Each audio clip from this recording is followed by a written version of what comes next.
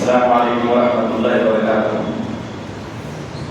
الحمد للہ نحمده ونستعینه ونستغفره ونؤمن به ونتوکل علیہ ونعوذ باللہ من شرور انفسنا ومن سیئات اعمالنا من يهده الله فلا مضل له ومن يضلل فلا هادي له واشهد ان لا اله الا الله وحده لا شريك له واشهد ان محمدا عبده ورسوله اما بعد فان خير الحديث كتاب الله وخير الهدي هدي محمد صلى الله عليه وسلم وشر الامور محدثاتها وكل محدثة بدعة وكل بدعة ضلالة وكل ضلالة في النار فقد قال الله تعالى في القرآن المجيد أعوذ بالله من الشيطان الرجيم بسم الله الرحمن الرحيم وأما من أوتي كتابه بيمينه فيقول هاؤم اقرءوا كتابيه إني ظننت أني ملاق حسابيه فهو في عيشة راضية في جنة عالية قطوفها دانية۔ محترم حاضرین، سب تعریف اللہ عز و جل کے لیے ہے جو ساری کائنات کا رب ہے۔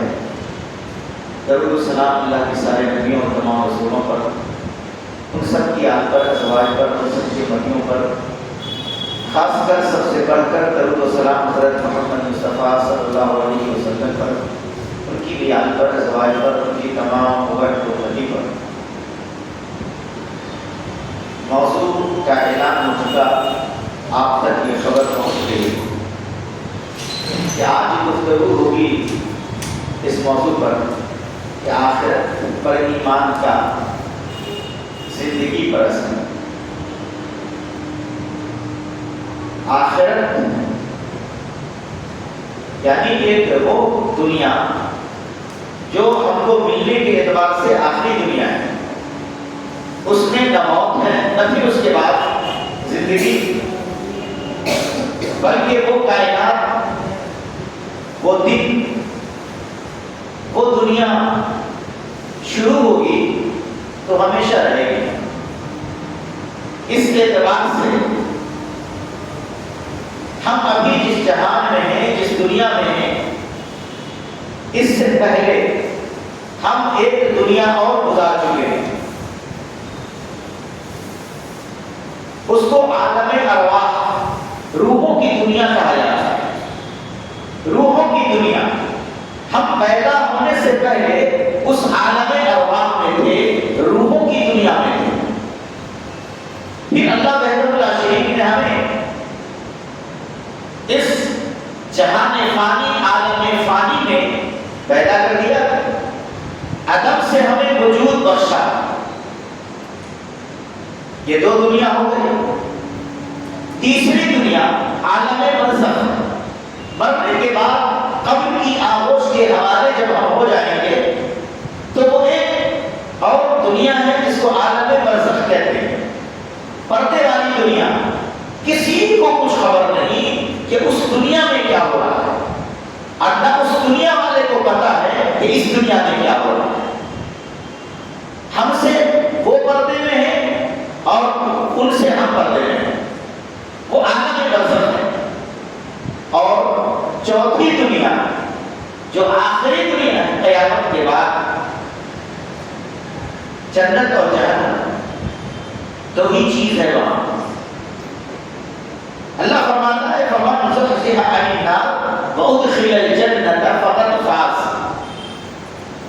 اس قیامت میں جس کو دوزخ سے بچا لیا گیا اور جنت میں داخل کر دیا گیا، فقط فاز، وہ تو کامیاب ہو گیا۔ وَمَا الْحَيَاةُ الدُّنْيَا إِلَّا مَتَاعُ الْغُرُورِ، اور یہ دنیا کی زندگی سوائے فریب کے، دھوکے کے اور کچھ نہیں۔ یہاں قدم قدم پر فریب ہے، دھوکا ہے۔ آدمی جو دیکھتا ہے وہ ہوتا نہیں، جو سوچتا ہے وہ ملتا جس چیز کے لیے جتنی محنت کرتا ہے وہ چیز اتنی مقدار میں نہیں مل پاتی، لیکن اقدام سے پہلے سہانے سہانے خواب لوگ خود دیکھنے لگتے ہیں یا ان کو دکھایا جانے لگتا ہے، مگر حقیقت اس کے سوا ہوتا ہے، اس کے علاوہ ہوتا ہے۔ چنانچہ آدمی اس زندگی میں دھوکہ ہی دھوکہ کھاتا ہے، اور جس دھوکے کی بات یہاں کہی گئی وہ دھوکہ دوسرے قسم کا دھوکہ ہے۔ کیا ہے وہ؟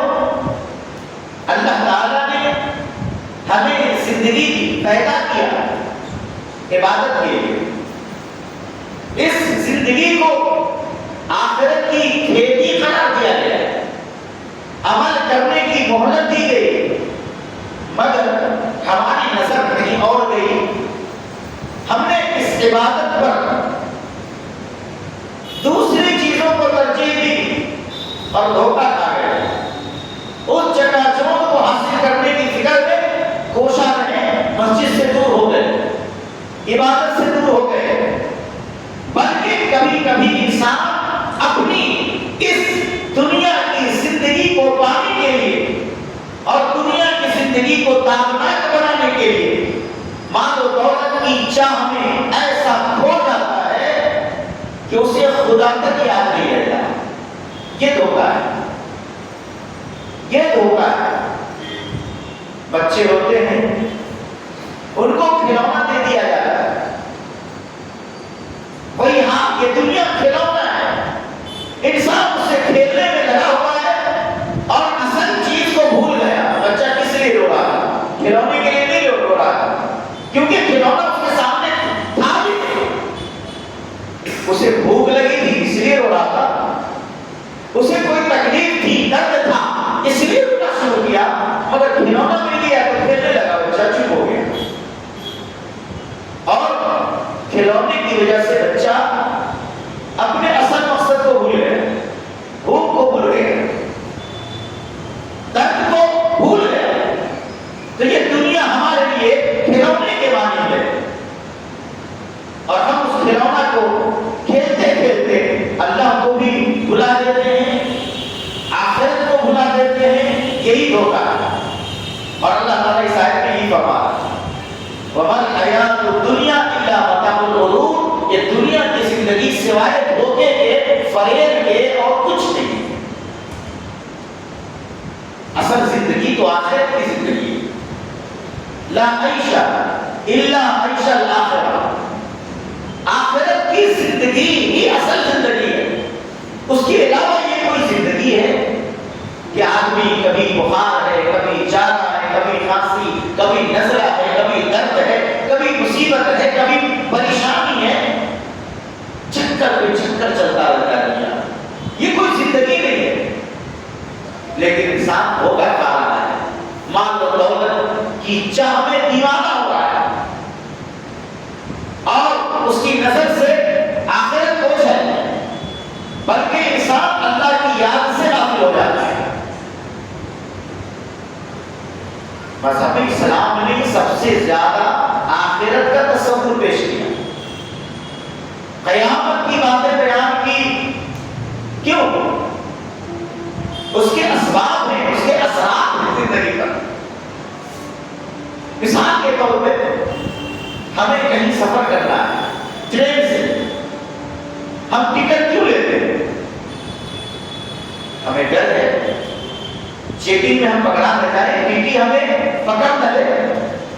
ٹی ٹی کا تصور ہمیں اس بات پر مائل کرتا ہے کہ بھائی پہلے ٹکٹ لے لو۔ ہم چوری ڈکیتی کیوں نہیں کرتے؟ اس لیے کہ قانون کا تصور ہے، پولیس کا تصور ہے، بھائی کون جائے گا پھنسنے، کون جائے گا جیل میں چکی پیسنے، لہٰذا ہم چیزوں سے بچتے ہیں۔ اگر یہ تصور نہ ہو، ٹی ٹی نہیں آئے گا، ہو ہی نہیں سکتا، ممکن ہی نہیں ہے، ٹی ٹی فری، کون ٹکٹ لے گا؟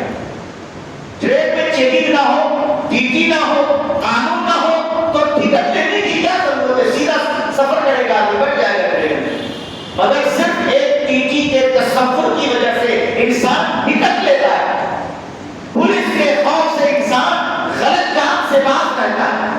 اس کے باوجود بہت سارے لوگ بنا ٹکٹ کے بھی گاڑی پر سوار ہو جاتے ہیں، بہت سارے لوگ بنا ٹکٹ کے گاڑی پر سوار ہو جاتے ہیں، ان کو ٹی ٹی کا خوف نہیں ہوتا، وہ سوچتے ہیں ہم ٹی ٹی کو دھوکہ دے دیں گے، یا اگر ٹی ٹی نے پکڑ لیا تو ہم کچھ پیسے اس کو تھما دیں گے۔ یہاں چونکہ یہ ممکن ہے، یہاں چونکہ یہ ممکن ہے، مگر قیامت کے دن یہ ممکن نہیں ہے کہ دیکھا جائے گا، اگر پھنس گئے تو یہ دے دیں گے، چھوٹ جائیں گے، یہ ناممکن ہے۔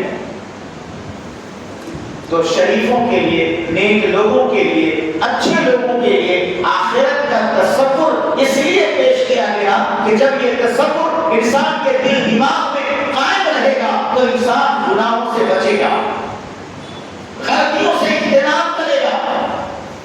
آخرت پر ایمان کی وجہ سے انسان کی زندگی پر یہ اثرات مرتب ہوتے ہیں کہ وہ نماز نہیں چھوڑتا،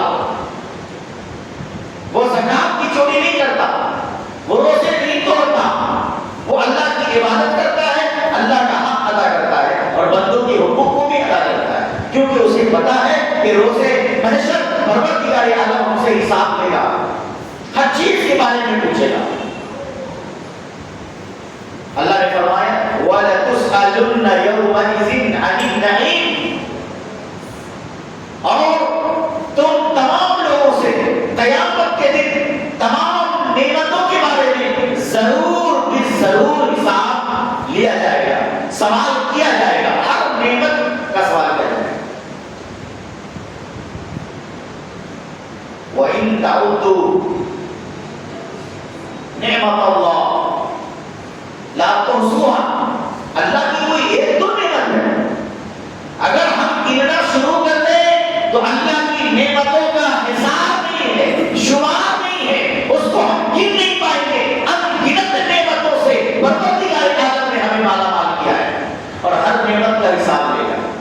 جیسے اللہ بیت اللہ شریف ہم سے پانی کا حساب لے گا، پانی کی فراوانی تھی، جتنا چاہا پیا اور جتنا چاہا پھینک دیا، گلاس کھلانے میں کتنے پانی ہم پھینک دیتے ہیں جبکہ اس کی ضرورت نہیں ہوتی ہے،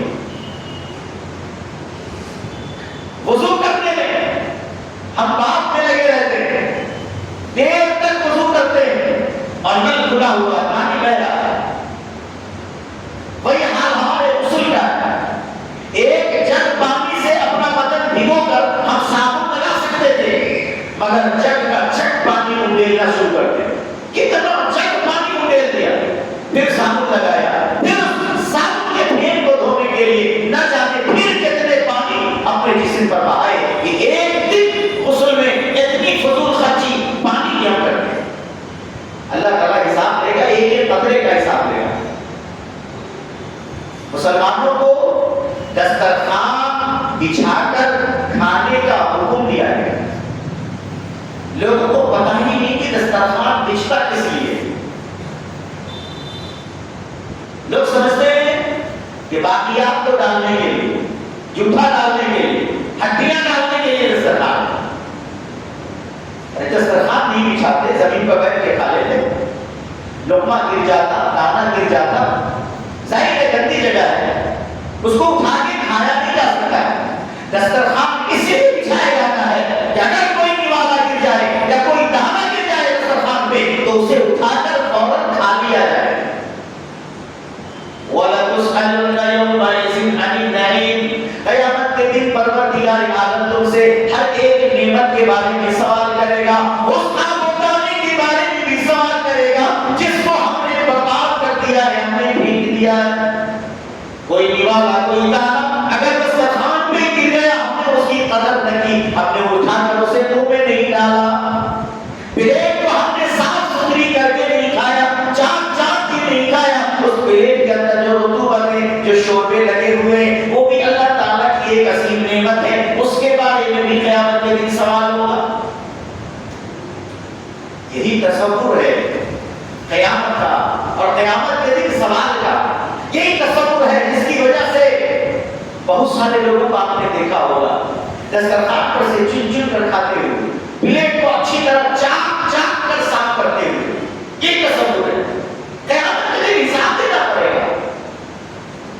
اور جب یہ تصور دماغ سے نکل جائے تو انسان اپنے آپ کو آزاد سمجھتا ہے، کیا ہوتا ہے؟ فلسطین کے بچے بھوک سے تڑپ رہے ہیں، پیٹ پہ پتھر باندھ رہے ہیں، اور ہم حلوہ بریڈ پھینک رہے ہیں۔ اگر شادی کی دعوت آ گئی، اللہ ہو کھڑے کھڑا تو کھانا ہے، جتنا من میں آیا اقتدار میں لگ کر کھانا، لگوا لیا پلیٹ میں، اچھا لگا تب تو بھلے کھا بھی لیا، اور اگر ذوق کے مطابق نہیں ہے تو سیدھا کچرا میں پھینک دیا۔ وَلَتُسْأَلُنَّ يَوْمَئِذٍ عَنِ النَّعِيمِ، ان بوٹیوں کے بارے میں اور چاول کے بارے میں، ان نعمتوں کے بارے میں بھی سوال کیا جائے گا کہ تم نے اس کھانے کو پھینکا کیوں تھا۔ ہر ایک چیز کا آپ سے سوال کیا جائے گا قیامت کے دن۔ اور جب یہ خوف قیامت کا خیال ہمارے دماغ میں ہوگا تو ہم پہلے ٹیسٹ کریں گے کہ یہ کھانا ہمارے ذوق کا ہے کہ نہیں ہے، تھوڑا سا لے لیں گے، بھائی کھا لیا جو اچھا لگا پھر دوبارہ لے لیں، لیکن کون چاہے گا دوبارہ نہ کریں، ایک ہی بار میں بھر لو، اچھا لگے گا تو کھانے کے بدلہ چھوڑ دیں گے۔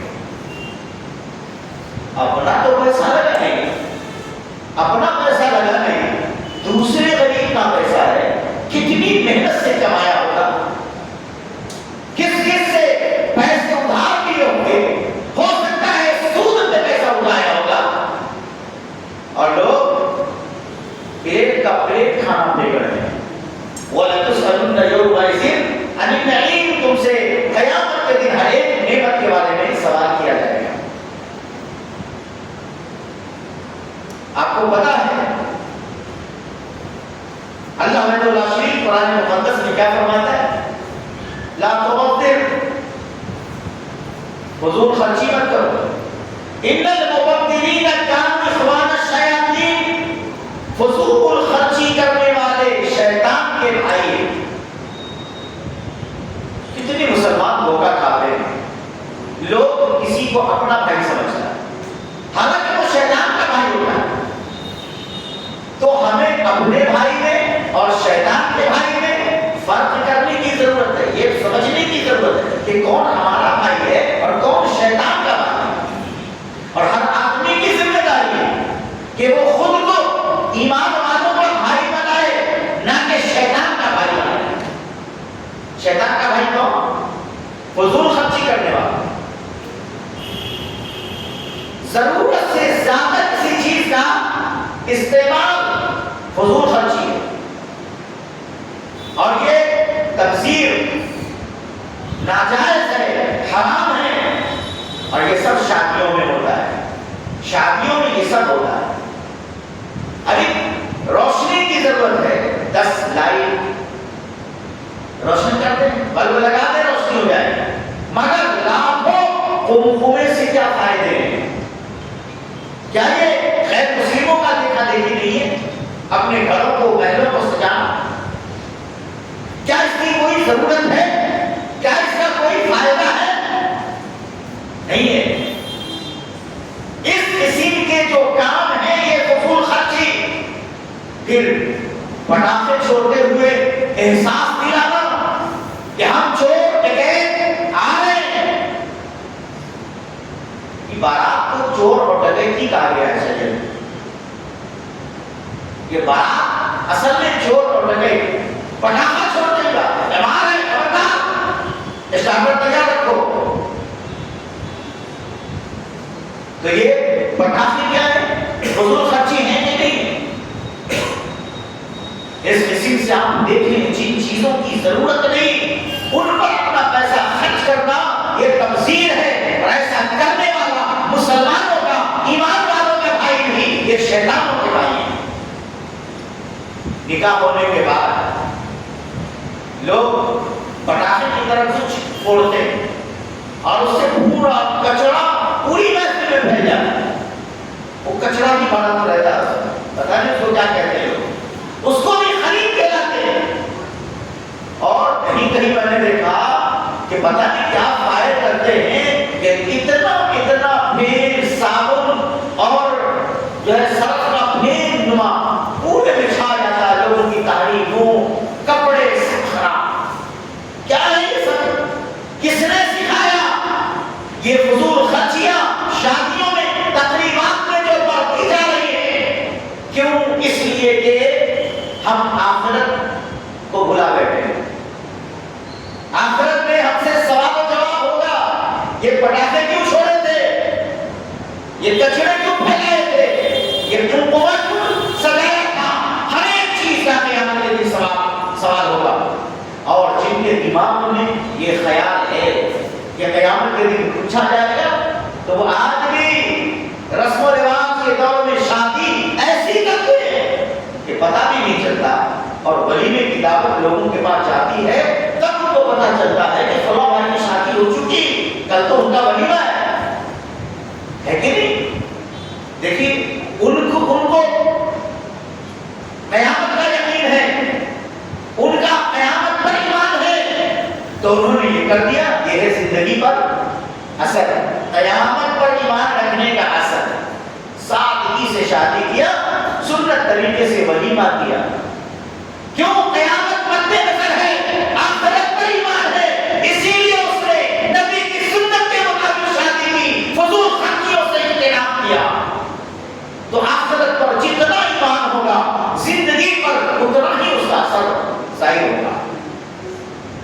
آئیے میں سورہ الحاقہ کی چند آیتوں کے ذریعے آخرت کے اس دہشتناک منظر کو بھی آپ کے سامنے بیان کر دوں تاکہ ہم اپنی زندگی کی اصلاح کر پائیں. شروع جنت کے مناظر سے ہے. آیت نمبر 19 سورہ الحاقہ کی آیت نمبر 19 سے آیت نمبر 37 آیت تک پڑھ کے دیکھیے گا. اللہ سمجھ ارشاد فرماتے ہیں وَأَمَّا مَنْ أُوتِيَ كِتَابَهُ بِيَمِينِهِ فَيَقُولُ هَاؤُمُ اقْرَءُوا كِتَابِيَهْ. قیامت کے دن یہ بھی ماحول، یہ بھی منظر ہوگا کہ ہر آدمی آدم علیہ السلام سے لے کر قیامت کے صبح تک پیدا ہونے والا ہر آدمی میدان محشر میں جمع ہوگا. وہ دن اتنا سنگین دن ہوگا کہ ہر آدمی نفسی نفسی میں مبتلا ہوگا. آدمی تو آدمی، انبیاء اور نبیوں کا یہ حال ہوگا کہ وہ نفسی نفسی کہہ رہے ہوں گے اے اللہ آج میرا کیا بنے گا، اے پروردگار آج میرا کیا ہوگا. اس فکر میں ہر ایک آدمی کھویا ہوا ہوگا کہ پروردگار عالم اعلان کرے گا، فرشتوں کو بتائے گا کہ جاؤ لوگوں کے درمیان ان کا نام اعمال تقسیم کر دو. آج منکر نکیر ہمارے موڈے پر بیٹھ بیٹھ کر ہماری خوبیوں کو، ہماری خرابیوں کو لکھتے جا رہے ہیں. اسی کتاب کا نام اعمال ہے. اس نام اعمال کو دنیا میں تیار کیا جا رہا ہے. ہر ایک کا نام اعمال تیار ہو رہا ہے. صبح میں آنکھ کھلنے کے بعد سے لے کر رات سونے تک اس نے کون کون سی حرکتیں کی، کون کون سا عمل کیا، کیا کیا کارنامہ کیا، ہر ایک کو یہ دونوں فرشتے لکھ رہے ہیں. وہی نام اعمال قیامت کے دن بانٹا جائے گا. پروردگار عالم فرشتوں سے فرمائے گا جاؤ بندوں کے بیچ نام اعمال تقسیم کر دو. اب یہ نام اعمال دو طریقے سے تقسیم ہوگا. ایک طریقہ یہ ہے کہ فرشتے سامنے سے آئیں گے، ہنستے مسکراتے ملاقات کریں گے اور نام اعمال دیں گے. جناب یہ آپ کی زندگی کا نام اعمال ہے. چنانچہ آدمی داہنا ہاتھ بڑھائے گا اور داہنے ہاتھ میں نام اعمال کو دے دے گا. دوسرا طریقہ کیا ہے؟ جن کو قیامت کا یقین ہی نہیں تھا، قیامت پر ایمان ہی نہیں تھا، اس کی کوئی تیاری ہی نہیں کی، ٹھٹا مذاق میں زندگی گزار دی. اب تو قیامت آ گئی، اب پشیمان ہے، شرمندہ ہے، پریشان ہے. اس پریشانی میں فرشتے پیچھے سے آئیں گے اور بائیں ہاتھ میں پکڑا دیں گے نام. ایسے جب پکڑائیں گے تو وہ پکڑ تو لے گا، ہڑبڑا کے پکڑ تو لے گا، مگر یہ نام اعمال کہاں ملا؟ بائیں ہاتھ میں ملا. اب جب تک پلٹ کے دیکھ رہا ہے تب تک نام اعمال فرشتے تھما کر دوسری طرف بڑھ گئے. اب یہ اتنا صاحب اتنی سی بات ہے. کچھ لوگوں کو نام اعمال داہنے ہاتھ میں ملے گا اور کچھ لوگوں کو نام اعمال بائیں ہاتھ میں ملے گا. مگر صرف اس انداز سے نام اعمال کے ملنے کا اس کی ذات پر اثر کیا ہوگا اس کو اللہ بیان کرتا ہے. وَأَمَّا مَنْ أُوتِيَ كِتَابَهُ بیمینہ فیقول ہاؤ اقرؤ کتابیہ، قیامت کے دن جس کا نام اعمال دائیں ہاتھ میں دیا جائے گا وہ خوشی سے اچھل رہا ہوگا، خوشیاں منا رہا ہوگا، لوگوں کو تلاش رہا ہوگا، پہچان کے لوگوں کو ڈھونڈ رہا ہوگا۔ بھائی جان ذرا میرا نام اعمال پڑھیے، چچا جان میرا نام اعمال پڑھیے، یہ رزق آج مجھے ملا ہے، نام اعمال دائیں ہاتھ میں ملا ہے۔ انی ظننت انی ملاق حسابیہ، مجھے دنیا میں یقین تھا کہ میرا حساب و کتاب ہوگا، اسی لیے فضول خرچی نہیں کرتا تھا، اسی لیے گالی گلوچ نہیں کرتا تھا، اس لیے سودی کاروبار نہیں کرتا تھا، اس لیے زنا نہیں کرتا تھا، اس لیے چوری بدمعاشی نہیں کرتا تھا، اس لیے میں کسی کی غیبت نہیں کرتا تھا، کسی کی برائی نہیں کرتا تھا۔ اتنی ضرورت تو اپنی ملاق حسابیہ، مجھے یقین تھا کہ میرا حساب و کتاب مجھے ملنے والا ہے، میرے ہر عمل کا پروردگار عالم حساب لینے والا ہے۔ اس خیال کی وجہ سے میں دنیا میں گناہوں سے بچ گیا، نام اعمال گناہوں سے پاک صاف ہے، فرشتے ابھی ابھی داہنے ہاتھ میں دے کر لے گئے ہیں۔ اس کامیابی پر کیا تم ہمیں مبارکباد نہیں دو گے؟ او میرے بھائی میرا نام اعمال پڑھو، میرے چچا میرا نام اعمال پڑھو، میرے پڑوسی میرا نام اعمال پڑھو، وہ نام اعمال کو لے کر خوش ہوگا، خوشیاں منا رہا ہوگا، ہر آدمی سے پڑھوانے کی کوشش کر رہا ہوگا۔ اسی طرح جس طرح دنیا میں رزلٹ آتا ہے اور اول پوزیشن آتا ہے، اس رزلٹ کو اس رزلٹ کو آدمی دوسرے لوگوں سے کتنی خوشیوں سے شیئر کرتا ہے، دکھاتا ہے، واٹس ایپ کرتا ہے، یہ میرا رزلٹ ہے الحمدللہ، سارے لوگ مبارکباد دیتے ہیں۔ کامیابی کا رزلٹ اگر کسی کو ملے کتنا خوش ہوتا ہے۔ ابھی نام اعمال داہنے ہاتھ میں ملا وہ خوشیاں منائے، اب تو میں کامیاب ہو گیا، میرا بیٹا پار ہو گیا، اللہ مجھ سے خوش ہو گیا، داہنے ہاتھ میں ملا ہے۔ اتنی ظننت انی ملاق حسابیہ فہو فی عیشۃ راضیہ، تو وہ آدمی جس کا نام اعمال داہنے ہاتھ میں ملا وہ آدمی بڑا خوش ہوگا، فی عیشۃ راضیہ، اور اپنی من پسند زندگی گزارے گا، من پسند موج مستی جیسی چاہو ویسے، اب کوئی رکاوٹ نہیں ہے، اب فضول خرچی کا ڈر نہیں ہے۔ گاڑی اللہ تعالیٰ نے دے دی ہے جنت میں چلانے کے لیے، خواہش ہے کہ نہ دوسری چاہیے تیسری چاہیے، اب فضول خرچی کا ڈر ختم ہو گیا، جتنا چاہے اتنی سواریاں، 70 حوریں، جتنے چاہے اتنے چھوٹے چھوٹے ہیرے جواہر کی طرح چمکدار چھوٹے چھوٹے بچے، جتنے چاہے مکان، جتنا چاہے پھل فروٹ، من پسند زندگی، من پسند۔ آنکھ بند کیا خیال آیا، آنکھ کھولا تو خیال جس چیز کا آیا وہی چیز حاصل ہے، اس کو کہتے ہیں منچانی زندگی۔ دنیا میں انسان چاہتا ہے ایسا مقصد جو ہو جاتا، 1 سال سے چاہ رہا ہے وہ ملا، کون سی زندگی ہم لوگ گزار رہے ہیں، کس زندگی سے دھوکہ کھا رہے ہیں، یہ فریب ہے، ہم جو چاہتے وہ نہیں ہوتا، لہذا رب جو چاہتا ہے اس کے مطابق زندگی گزاریں، ہم اپنے چاہنے سے کیوں جی رہے ہیں۔ فی جنت عالیہ، اللہ فرماتا ہے کہ وہ آدمی اونچے بلند بالا خانے میں ہوگا، عالیشان جنت میں ہوگا، کون؟ جس کا نام اعمال داہنے ہاتھ میں دیا جائے گا۔ فی جنت عالیہ قطوفها دانیہ، ایسی جنت ہوگی، ایسا باغ و بہار ہوگا، ایسا گلشن، ایسی پھلواری اور ایسے باغات ہوں گے کہ پھلوں کے خوشے گچھے منہ کے پاس سے لٹکے ہوئے ہوں گے۔ قطوفها دانیہ، ایسا نہیں ہے کہ پھل تو بڑا اچھا ہے مگر اتنی اونچائی پر ہے کہ توڑنا مشکل ہے، ترس گیا کوئی پھل کھانے کا چاہتا ہے، ترس گیا کیسے توڑے؟ جس پھل کو نظر گئی، جس پھل کو کھانے کا خیال پیدا ہوا، وہ پھل خوشہ سمیت منہ کے بھر توڑو کھاؤ، یہ ہے من پسند زندگی۔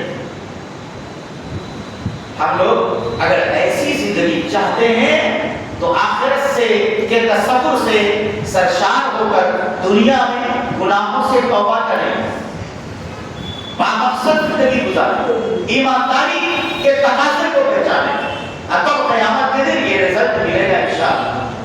اب آگے اللہ کیا بیان فرماتا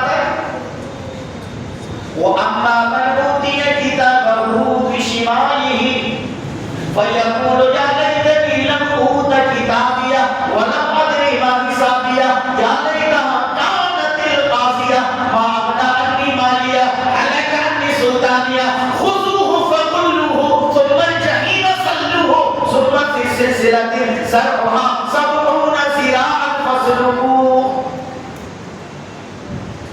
کچھ لوگ ایسے ہوں گے جن کا نام اعمال بائیں ہاتھ میں دیا جائے. فیقول تو وہ انسان چلا اٹھے گا, حیبت کے مارے آواز نکالے گا, کہے گا یا لیتنی لم اوت کتابیا, کاش یہ نام اعمال دیا ہی نہیں جاتا, دیا ہی نہیں جاتا. یہ تو ابھی صحت خراب ہو رہی ہے, اب کیا ہوگا, کب کبا رہا ہے, تھر تھرا رہا ہے, پریشان ہے, سفارشی کھول رہا ہے. آپ کوئی نہیں, صرف ایک اللہ حساب و کتاب لے گا, آپ کوئی اس کے لیے ہمدرد پیدا کرو. لیس لہ اليوم ہاہنا حمیم, ایک بدکار ہوگا, ایک بدماش ہوگا, کوئی دوست نہیں ہوگا قیامت میں. ایک بے نماز ہوگا, ایک لٹیر ہوگا, ایک باغی ہوگا, کوئی دوست نہیں, کوئی مددگار نہیں ہوگا. یا لیتنی لم اوت کتابیا ولم ادری ما حسابیا, اگر میرا ٹھکانہ جہنم تھا تو اچانک ہمیں جہنم میں ٹھیل دیا جاتا, ہزاروں سال پہلے ہمیں یہ نہ بتلایا جاتا کہ تمہارا حساب و کتاب کیسا ہونے والا ہے. پتا نہیں حساب و کتاب کب ہوگا, ابھی تو صرف نام اعمال کٹا ہے. 1000 سال لگے گا, 2000 سال لگے گا, میدان محشر میں کب تک کھڑا رہنا پڑے گا, جہنم میں جانے کو بھی تو زمانہ لگے گا. اب پہلے ہی سے پتا چل گیا تو عالم خراب ہے. یا لیتہا کانت القاضیہ, اب وہ تمنا کرے گا, کاش تجھے موت آ جاتی, تمہیں مر جاتا. بے نمازی, سود خور, اللہ اس کے رسول کی یہ تینوں شریعت کا پابندی نہیں کرنے والا, زنا کرنے والا, چوری کرنے والا, سود کھانے والا, دنیا میں سب سے زیادہ اگر ڈرتا تھا تو موت سے ڈرتا تھا کہ کہیں مر نہ جاؤں, کہیں مر نہ جاؤں. اور وہی لوگ قیامت کے دن موت کی تمنا کریں گے, کاش مجھے موت آ جائے. دنیا میں مرنا بھی چاہتے تھے اور وہاں مرنا چاہیں گے کہ مر جاتے تو قصہ تمام ہو جاتا, مگر موت نہیں ہے.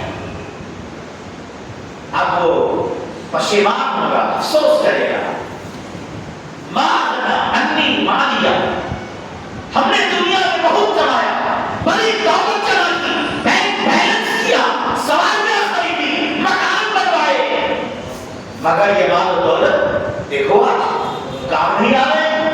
کہاں ہے میرا مال, کہاں گیا, دولت کہاں گئی, ارے ہاتھ کو بچا لو. ماں انی مالیا, ارے کیا ہو گیا, یہ دولت میرے کام نہیں آ رہی ہے, مال میرے کام نہیں آ رہا ہے. ہلک عنی سلطانیہ, میں دنیا میں سلطان کہلاتا تھا, بادشاہ کہلاتا تھا, وزیر کہلاتا تھا, عہدیدار کہلاتا تھا, مگر یہ سلطنت مجھے برباد کر گئی. میں اس سلطنت کے دھوکے پہ مر گیا, میں سمجھتا تھا کہ میرا کچھ نہیں ہوگا, اور آج سلطنت بھی ختم ہو گئی. میں وزیر کیا, میں غلام بھی نہیں بچا. مالیا ہلک عنی سلطانیہ, نہ مال کام آیا, نہ سلطانیت کام آئی, سب ختم ہو گیا, زیرو پہ آ گئے. یہ آدمی میدان محشر میں ایک طرف چیخ رہا ہوگا, ہاں میرا مال کام نہیں آ رہا, میری سلطنت کام نہیں آ رہی ہے. ادھر پروردگار عالم آواز لگائے گا, خذوہ فغلوہ, اے فرشتوں ان تمام بدماشوں کو پکڑ لو اور انہیں بیڑیوں میں جکڑ دو. خذوہ پہلے پکڑو, اب پکڑنے کے بعد غلوہ, ان کو لوہے کی زنجیر میں گردن تک جکڑ دو. چھوٹا موٹا بدماش ہوتا ہے تو رسی سے باندھ کر پولیس لے جاتی ہے, بڑا بدماش ہوتا ہے تو زنجیر سے باندھا جاتا ہے, زنجیر سے. یہ بہت بڑے بدماش ہیں, اس لیے ان کو زنجیر میں باندھو اور پیر سے لے کر گردن تک باندھو, تو فتوا بنا دو. وضو ہو وقلو ہو, ثم فی سلسلۃ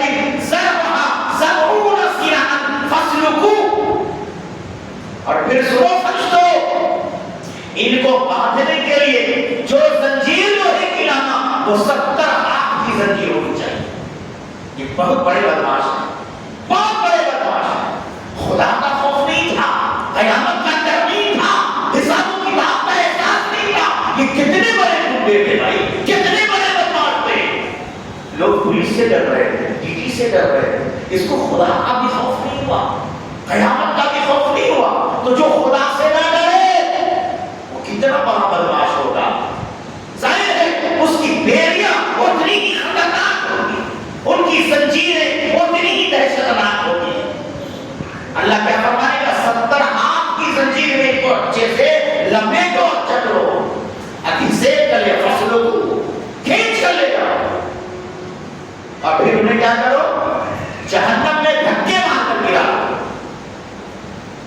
اب اتنا کیوں ہوگا؟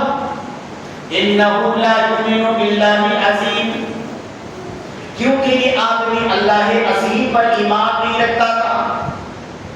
اسے اپنی دولت محبوب کی اس پر گھمنڈ و ناز تھا, اپنی سلطانیت پر, اپنی وزیریت پر ناز تھا کہ میں دنیا میں لیڈر کہلاتا ہوں, میں دنیا میں بادشاہ کہلاتا ہوں, میرا کون کیا بگاڑے گا.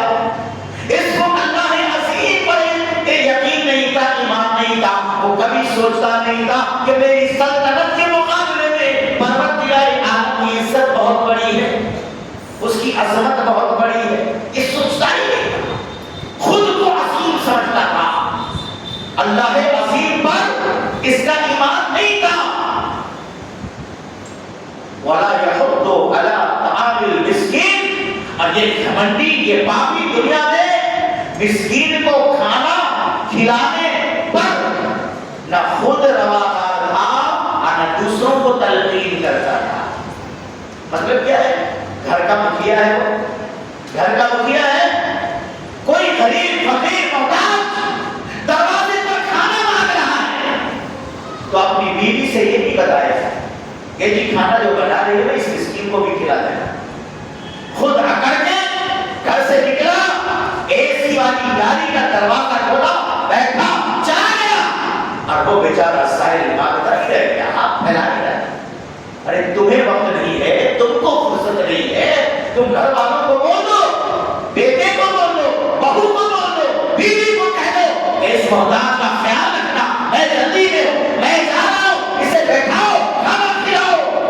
یہ گھمنڈی یہ کام نہیں کرتا, اسی لیے اللہ بہت ناراض ہے. قیامت کے دن پروردگار عالم آدمی کو بلائے گا, سوال کرے گا, اے میرے بندے, میں دنیا میں بھوکا تھا, میں نے تم سے کھانا مانگا تھا, تم نے مجھے کھانا کیوں نہیں کھلایا. وہ آدمی حیران, اے اللہ تو سب کا رب ہے, تو نے کب کھانا مانگا, اب کب ہم نے تم کو نہیں کھلایا. اللہ فرمائے گا, یاد کرو فلاں دن میرا ایک غریب بھوکا بندہ تمہارے دروازے پہ گیا تھا کھانا مانگنے کے لیے, تم نے اس کا خیال نہیں رکھا. اگر تم اسے کھلا دیتے تو وہ کھلایا ہوا کھانے کا ثواب میرے پاس پاتے. میں فقیر تھا, محتاج تھا, میں نے سوال کیا تھا تم سے, کچھ روپے مانگے تھے, تم نے میری مدد نہیں کی. بندہ کہے گا, اللہ تو سب کو دینے والا, تو کب تک ہوتا ہے, میں نے تو مدد نہیں کی. اللہ فرمائے گا, فقیر تیرے دروازے پہ گیا تھا, محتاج تیرے دروازے پہ گیا تھا, تو اس کی مدد کرتا تو آج یہاں پاتا. قیامت کو مانے تب تو انسان ایسا کرے گا. درد, فقیری, محتاجی, اس کا درد لوگ کیا جانے.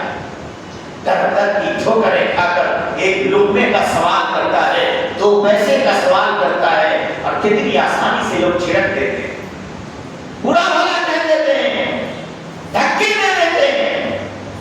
یہ عمل اللہ وحدہ لا شریک کو سب سے زیادہ پسند ہے. انہ لا یؤمن باللہ العظیم ولا یحض علی طعام المسکین, اور وہ غریب مسکین کو کھانا کھلانے پر بھی آمادہ نہیں تھا.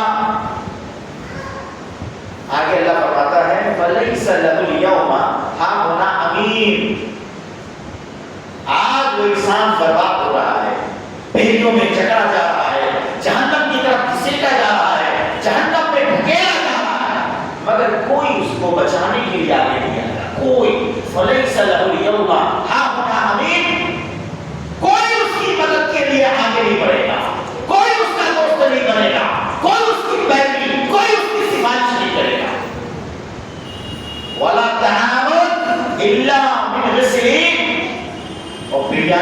جانے والے ہیں، آج دوزخ میں جا رہے ہیں، اور ان کا کھانا زخمیوں کا، جہنمیوں کے زخموں کا صرف پیپ، یہی اس کا کھانا ہے۔ زخم سے نکلنے والا پیپ دوزخ میں جو جلایا جائے گا، تھوڑا سا جل جاتا ہے تو گولے پڑ جاتے ہیں، اس کو پھوڑا جائے تو پیپ نکلتا ہے، زخم بن جائے تو گاڑا گاڑا پیپ نکلتا ہے۔ پورا بدن دوزخیوں کا جہنم میں جب جلایا جائے گا تو کتنا بڑا زخم ہوگا، سر سے لے کے پیر تک کا زخم۔ اب ایک آدمی کے زخم سے کتنے پیپ بہیں گے؟ ایسے کروڑوں لوگ ایک جگہ چل رہے ہوں گے، ہر آدمی کا پیپ دوزخ کے گڈھے میں جمع کیا جائے گا۔ وَلَا تَعَامُ إِلَّا بِالْمِثْلِ، یہی پیپ زخموں کا کریم، یہی اس کا کھانا ہوگا۔ لا يأكله إلا الخاطئون، اور اے ایمان والو، ایسا کھانا صرف گنہگار کھائیں گے، صرف گنہگار۔ تم گناہ نہ کرنا، تم خطا نہ کرنا، تم اللہ سے ڈرنا، قیامت پر یقین رکھنا، تمہیں انشاءاللہ بہترین کھانا ملے گا۔ یہ کھانا زخموں کا پیپ اور پانی ان بدماشوں کے لیے ہے، ان خطاکاروں کے لیے ہے جس کو خدا پہ یقین نہیں تھا، جس کو آخرت پہ یقین نہیں تھا، ایسے لوگوں کے لیے یہ کھانا۔ اللہ بیت اللہ شریف آخرت کے سلسلے میں قرآن مقدس میں بہت سارے مناظر کر دیے، بہت ساری باتیں بیان کر دی تاکہ انسان خوف کھائے، ڈر جائے، آخرت کے تصور سے سرشار ہو جائے اور گناہوں کو چھوڑ دے۔ پروردگار عالم یہ چاہتا ہے۔ اللہ فرماتا ہے کہ قیامت کا دن آسان نہیں ہے۔ لا يعذب عذابه احد ولا يوثق وثاقه احد، ایسی سزا دے گا، ایسی سزا کہ ویسی سزا کوئی کبھی کسی کو نہیں دے سکتا، اور ایسا پکڑے گا اتنی مضبوطی سے کہ ویسی پکڑ کسی کی نہیں ہوگی۔ پولیس خطرناک چور کو، بدماش کو کتنی مضبوطی سے پکڑتی ہے، چھوٹ نہیں پاتے۔ اللہ فرماتا ہے کچھ نہیں ہے، ہم جیسا پکڑیں گے نا کوئی نہیں پکڑ سکتا۔ اور دنیا میں سزائیں ملتی ہیں، عمر قید کی سزا، قید بامشقت کی سزا، کیا کچھ نہیں ہے۔ لا يعذب عذابه، ہم کو عذاب دیں گے کہ دنیا میں کوئی کسی کو ایسا سنگین عذاب دے نہیں سکتا، نہیں دے سکتا ہے۔ اب دیکھیں دنیا میں دینے والوں نے کیسی کیسی سزائیں دی ہیں لوگوں کو۔ انسان نے انسان کو سزائیں دی، زندہ چلا دیا ہے، زندہ چلا دیا ہے۔ مسلمانوں کو ایک کمرے میں بند کر کے سلنڈر کھول کر آگ لگا دیا۔ واقعات سنے ہیں نا آپ نے، گجرات میں دنگے میں مسلمانوں کو جمع کر کے سلنڈر کھول کر آگ لگا دی، پورے کے پورے مسلمان جل گئے، رونگٹے کھڑے ہو جاتے ہیں۔ جلنے کی سزا، وہ لوگ بیچارے کیسے مرے ہوں گے، کیسے روٹی کی ہوگی طرف طرف کے۔ یہ بھی ایک سزا ہے نا۔ اللہ کہتا ہے کوئی سزا نہیں ہے، کوئی سزا نہیں ہے ہماری سزا کے مقابلے میں۔ ایک اور سزا کو دیکھ لیتے، دنیا میں یہ سزا دی گئی ہے، اس سزا کے بعد آتے ہیں اللہ کی سزا۔ کتنی خطرناک سزا دی گئی کہ ہم آپ اگر سن لیں تو رونگٹے کھڑے ہو جاتے ہیں، دہشت تاری ہو جاتی ہے، اور اللہ کہتا ہے یہ کوئی سزا نہیں ہے، اس سے خطرناک سزا ہم نے دی۔ تو یہ جو دنیا کی سزائیں ہیں، ان ایذاؤں اور سزاؤں کو یاد کیجئے اور سوچئے کہ اللہ کی سزا اس سے بھی خطرناک ہے، اس کا عذاب اس سے بھی خطرناک ہے۔ فرعون کا نام سنا ہوگا، فرعون کے گھر میں نوکروں کی کمی نہیں، نوکرانیوں کی کمی نہیں، ہر آدمی کے لیے الگ الگ نوکر، ہر کام کے لیے الگ الگ خدمتگار۔ فرعون کی ایک پیاری بیٹی بھی تھی، اس کے لیے ایک ایسی نوکرانی تھی جس نوکرانی کا کام صرف اس کے سر میں کندھا پھیرنا، اس کے بعد وہ سنوارنا تھا، کندھا کرنا، یہ کندھا کرنے والی نوکرانی ہے۔ ایک روز فرعون کی بیٹی کے سر میں وہ کنگھا کر رہی تھی کہ اس کی کنگھی زمین پر گر گئی. اس نے جھکتے ہوئے پڑھا بسم اللہ الرحمن الرحیم. میں یہ کنگھا اس اللہ کے نام پر اٹھا رہی ہوں جو رحمان ہے، مہربان ہے، بڑی رحمت والا ہے. بسم اللہ کبھی نام ہی نہیں سنا تھا فرعون کے خاندان والوں نے اللہ کا. بیٹی بولی اے نوکرانی کون اللہ کی بات کر رہی ہے؟ میرا باپ نا فرعون نا.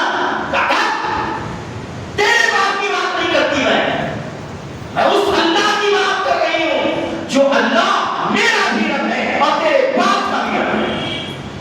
بیٹی چونک گئی یہ کون اللہ ہے؟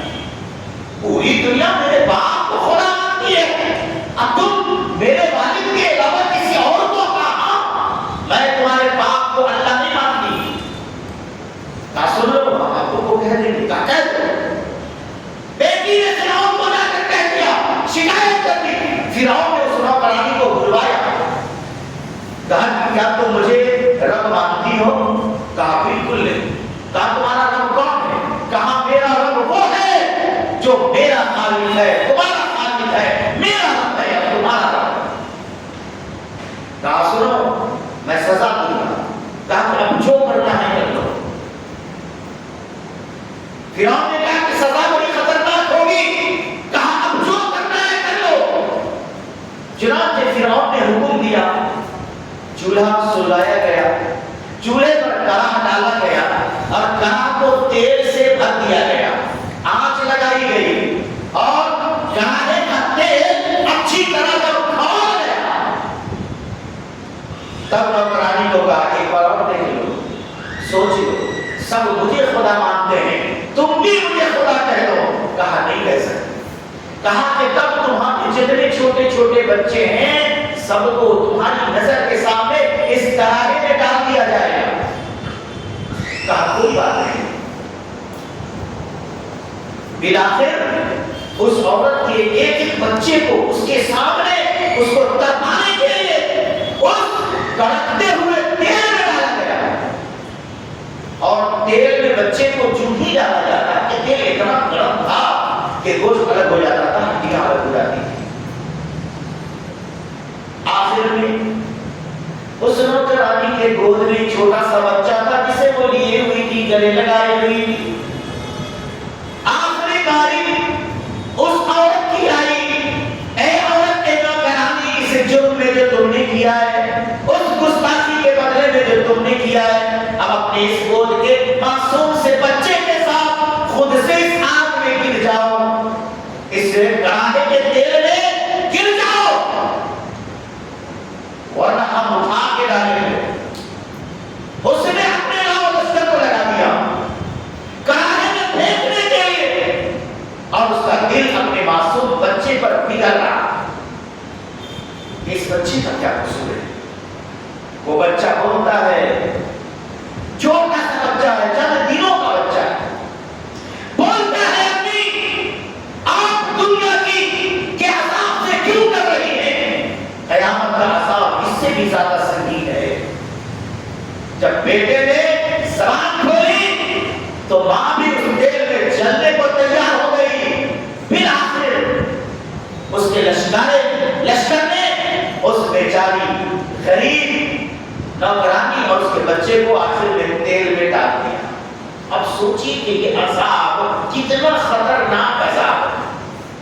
اور اللہ فرماتا ہے لا يعذب عذابه احد. اللہ کے جیسا تو عذاب کوئی دے ہی نہیں سکتا. کیوں کہا اللہ تعالیٰ نے یہ بات؟ کیوں کہی یہ بات؟ اس لیے کہ جب بچے کو یا اس خاتون کو تیل میں ڈالا گیا تو چند منٹ تکلیف ہوئی، چند منٹ، تھوڑی دیر چھپنا کے ختم، کہانی ختم. چند منٹوں کا عذاب تھا، وہ لمحہ گزر گیا، پھر سکون، روح نکل گئی. تو اب کیا تکلیف ہے؟ قیامت کے دن جو عذاب دیا جائے گا اس کے بارے میں اللہ نے فرمایا کلما نضجت جلودهم بدلناهم جلودا غیرها. ہم جو دوزخ میں جہنمیوں کو ڈالیں گے اس کا بدن جلنا شروع ہوگا، پاؤں سے لے کر سر تک کا چمڑا جل جائے گا، وَبَدَّلْنَاهُمْ جُلُودًا غَيْرَهَا، پھر ہم دوسرا چمڑا بنا دیں گے لِيَذُوقُوا الْعَذَابَ، تاکہ عذاب کے چکھنے کا سلسلہ موقوف نہ ہو، ختم نہ ہو۔ یہ نہیں کہ 2-3 منٹ میں 10-20 منٹ میں مر جائیں گے، سکون مل جائے گا، جل کے گویا ہو گئے، اب جلنے کا کوئی احساس نہیں ہوگا، ایسا نہیں ہے۔ جسم جل گیا پھر بنا دیا جائے گا، پھر سے جلو، جلا پھر سے بنا دیا جائے گا کہ پھر سے جلو۔ اور خاص کر اللہ تعالیٰ نے چمڑے کی بات کی ہے، کیونکہ جسم میں سب سے زیادہ حساس چمڑا ہی ہوتا ہے۔ آپ انجیکشن دلواتے ہوتے ہیں تو جب انجیکشن چمڑا میں چبھایا جاتا ہے احساس ہوتا ہے، اب جب وہ چمڑے کو کراس کر جاتا ہے، گوشت میں پہنچتا ہے تو تکلیف نہیں ہوتی ہے، چمڑے میں احساس ہوتا ہے۔ چلے ہوئے انسان کو آپ ہاسپٹلائز کرتے ہیں تو ڈاکٹر ایک ٹیسٹ لیتا ہے، اس کو سوئی چبھاتا ہے، اگر سوئی کی چبھن چلنے والے کو احساس ہو گیا، وہ چھٹپٹایا، تب ڈاکٹر خوش ہو جاتا ہے نا کہ یہ ریکور کر جائے گا، کیونکہ اس کے کچھ چمڑے چلے ہیں اوپر سے، چمڑے کی جو پرت ہوتی ہے کچھ پرت باقی ہے، ریکور ہو جائے گا۔ لیکن سوئی چبھانے سے چلنے والے کو سوئی کے چبھنے کا اگر احساس نہ ہوا تو ڈاکٹر خاموش رہ جاتا ہے، اس کی ریکوری نہیں ہوگی، کیونکہ اس کا پورا چمڑا ختم ہو چکا ہے، اب گوشت بچا ہوا ہے، اس پہ چمڑا کہاں سے آئے گا؟ اس کا کیا مطلب ہوا؟ سوئی چبھانے سے اس کو احساس نہیں ہوا، کیونکہ چمڑا ختم ہو گیا۔ احساس کرنے والی، عذاب کو چکھنے والی چیز انسان کے جسم میں سب سے زیادہ چمڑا ہی ہے۔ چمڑا چلے گا پھر سے چمڑا بنا دیا جائے گا، لِيَذُوقُوا الْعَذَابَ، تاکہ وہ انسان بار بار عذاب کا مزہ چکھ سکے۔ اسی کو اللہ نے فرمایا لَا يُعَذِّبُ عَذَابَهُ أَحَدٌ، پروردگار عالم جیسی تکلیف دے گا، جیسی سزا دے گا، جیسا عذاب دے گا، اس کے جیسا عذاب تو دنیا میں کوئی نہیں دے سکتا۔ تیل میں ڈالا گیا، تھوڑی دیر میں جل کے کوئلہ ہو گیا، لیکن پروردگار عالم جو جہنم میں ڈالے گا تو ہمیشہ جلتا رہے گا، اس کو موت نہیں آئے گی۔ اور اللہ نے ایک آیت میں یوں فرمایا کلما خبت زدناہم سعیرا، جہنم کے شعلے جب جب ٹھنڈے ہونے لگیں گے ہم اس کے شعلے کو پھر سے بھڑکا دیں گے، شعلہ بجھنے نہیں پائے گا، ہر وقت بھڑکتا رہے گا، چمڑا چلے گا نیا چمڑا بنا دیا جائے گا، جسم چلے گا نیا بدن بنا دیا جائے گا۔ اب سوچئے کہ جہنم میں ہمیشہ اس طریقے سے جلتے رہنا کس کو برداشت ہوگا؟ یہی وہ تصور ہے، آخرت پر یہی ایمان ہے جس کا اثر انسان کی زندگی پر ظاہر ہوتا ہے کہ بھئی ہمیں ایسے دوزخ میں نہیں جانا ہے، ہمیں نہیں چلنا ہے، ہم سے نہیں ہوگا، لہذا گناہ چھوڑ دیتے ہیں، توبہ کر لیتے ہیں، اچھائی کی ڈگر اختیار کر لیتے ہیں، برائی سے باز آ جاتے ہیں، نیکیوں کے راستے کو اپناتے ہیں۔ اس لیے ہمیں اور آپ کو سب سے زیادہ جس عقیدے کو پختہ کرنا ہے وہ توحید کے بعد آخرت کا عقیدہ ہے۔ یہ جتنا مستحکم اور مضبوط ہوگا اتنی ہی زیادہ اثر ہماری زندگی پہ نمودار ہوگا، اور اس اثر سے لوگ دیکھیں گے کہ فلاں آدمی بڑا متقی ہو گیا ہے، جھوٹ نہیں بولتا ہے، چوری نہیں کرتا ہے، غیبت نہیں کرتا ہے، مسجد جاتا ہے، نماز پڑھتا ہے، دعا سلام کرتا ہے، نیکی بات کرتا ہے، کتنا بدل گیا۔ جب سے اسے آخرت کا یقین ہو گیا، بدلنا ہی پڑے گا، آخرت کا یقین ہو گیا تو بدلنا پڑے گا۔ لہذا ہم اور آپ بھی آخرت کے عقیدے کو اپنے دماغ میں مستحکم اور مضبوط کریں تاکہ اس کا اثر زندگی پہ، ہماری زندگی پہ بھی ظاہر ہو۔ اللہ تعالیٰ سے ہم دعا کرتے ہیں کہ پروردگار عالم سارے مسلمانوں کو آخرت پر ایمان مضبوط کرنے کی توفیق عطا فرمائے۔ اللہ تعالیٰ سے دعا ہے کہ رب العالمین ہمیں اس زندگی میں جب تک زندہ رہتے ہیں گناہوں سے توبہ کرنے والا، برائیوں سے بچنے والا اور نیک راستے پہ چلنے والا مسلمان بنائے۔ اللہ سے دعا ہے ہماری ہر غلطیوں کو اللہ تعالیٰ معاف فرمائے اور صرف نیک عمل کی توفیق ارزانی فرمائے۔ آمین یا رب العالمین برحمتک یا ارحم الراحمین۔